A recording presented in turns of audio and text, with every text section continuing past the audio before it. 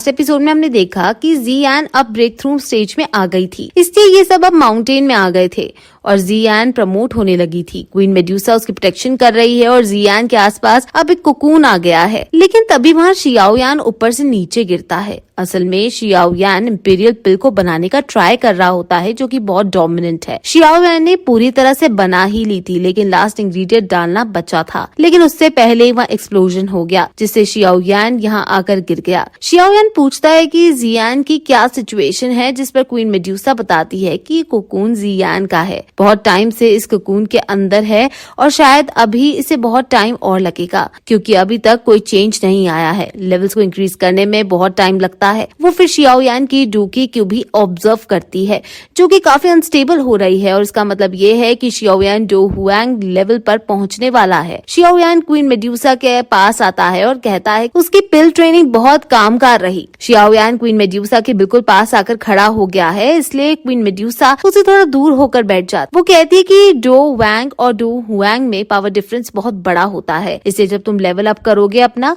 तब तुम्हें कम से कम 6 महीने लगेंगे।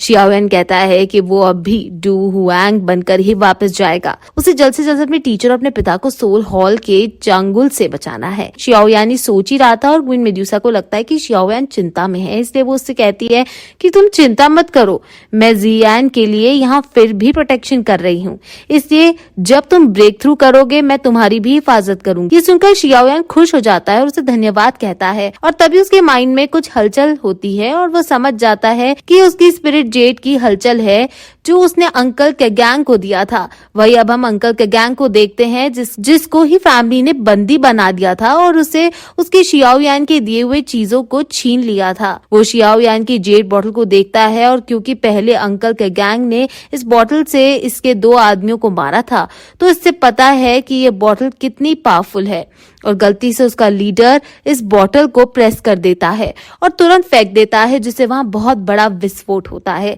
ये देखकर वो शॉक हो जाता है, क्योंकि ऐसी पावर तो डुओ हुआंग के पावर हाउस को भी डरा सकती है। वो कैगैंग से पूछता है कि तुम्हें आखिर ये बॉटल कहाँ से मिली, जिस पर कैगैंग झूठ बोलते हुए कहता है कि ये बॉटल मुझे माउंटेन्स में घूमते घूमते मिली। सैनिक उसको पीटते हैं और कहते हैं कि क्या तुमने मुझे पागल समझा है। लीडर उसको एक तीर मारता है और कहता है कि क्या अभी तुम्हें याद नहीं आया कि तुम्हें ये कहाँ से मिली। वो अपने एक और तीर चला देता है और कहता है कि लास्ट चांस है तुम्हारे पास बताने के लिए, लेकिन वो अब भी कुछ नहीं बताता और वो तीर चलाने ही वाला होता है कि तभी वहाँ शियाओयान आ जाता है। शियाओयान को वो सारे सैनिक घेर लेते हैं और लीडर ये कहता है कि हमारी ही फैमिली का मैटर है, इसलिए तुम चले जाओ। लेकिन शियाओयान उनसे कुछ कहना ठीक नहीं समझता और वो बस अंकल के गैंग के पास जाकर उन्हें संभालता है।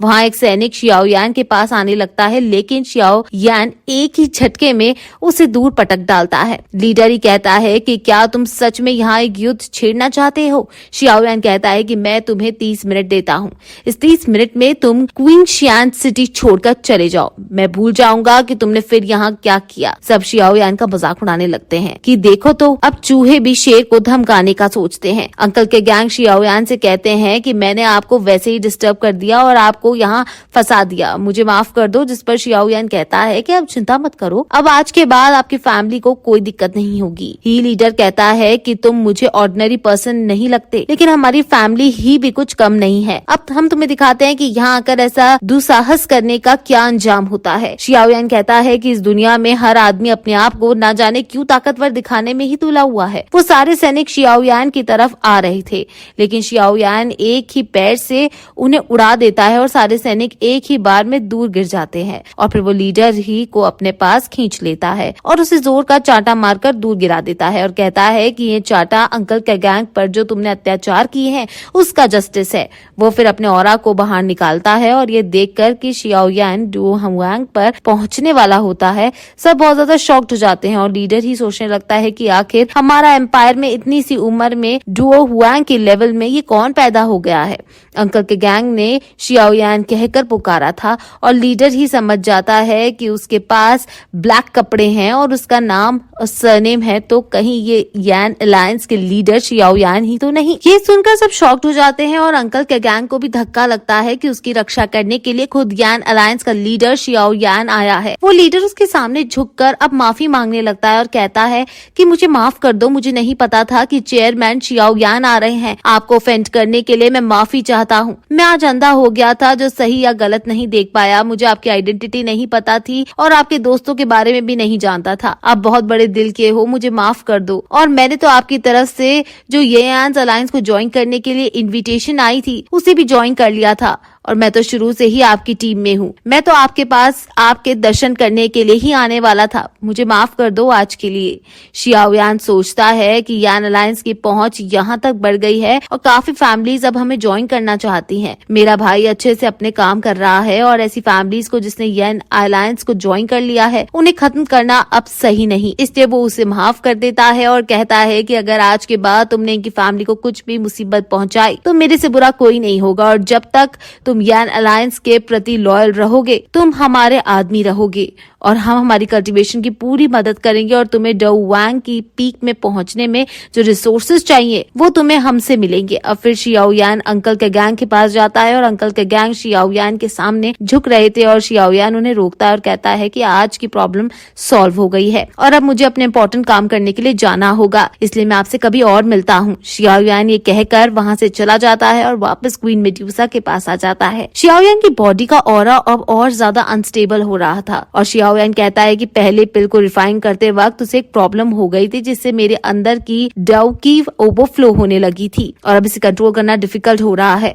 शियाओ यान जी यान के कुकून से मजाक में कहता है कि मैं भी अब तुम्हारे साथ साथ अपनी लेवल अप करूंगा और जब मेरी लेवल अप खत्म हो जाएगी और मैं बाहर आऊंगा तो तुम अपनी कल्टीवेशन पूरी कर लेना, वरना मैं तुम्हें यही माउंटेन्स में छोड़ जाऊंगा। क्वीन मेड्यूसा को भी हंसी आ जाती है और शियाओ यान क्वीन मेड्यूसा से कहता है कि मुझे मेरी कल्टीवेशन में 6 महीने लगेंगे और मुझे डर है कि 6 महीने तक तुम परेशान हो जाओगी यहाँ। जिस पर क्वीन मेड्यूसा स्माइल करते हुए कहती है कि जब तुम्हारी ट्रेनिंग खत्म हो जाएगी तब मैं अपने क्लैन लौट जाऊंगी। जब से मैं जियामा एम्पायर आई हूँ मैं स्नेक क्लैन नहीं गई। शियाओ यान ने सुनकर दुखी सा हो जाता है और पूछता है कि क्या मैं तुम्हारे साथ चलूं, जिस पर वो मना कर देती है, ये कहते हुए कि स्नेक क्लैन के लोग किसी ह्यूमन को बर्दाश्त नहीं कर सकते। शियाओ यान इस पर इसको कुछ नहीं बोल पाता और अब शियाओ यान के अंदर से बहुत सारी ऑरा फ्लक्चुएशंस निकलने लगती है, यानी शियाओ यान अब ब्रेक थ्रू करने वाला है। इसलिए वो पास ही रखा एक गुफा में चला जाता है। क्वीन मेड्यूसा थोड़ा दुखी होते हुए कहती है कि शायद शियाओ यान स्नेक लैंड में जाने से डर रहा है, यानी क्वीन मेड्यूसा चाहती है कि शियाओ यान स्नेक लैंड उसके साथ चले।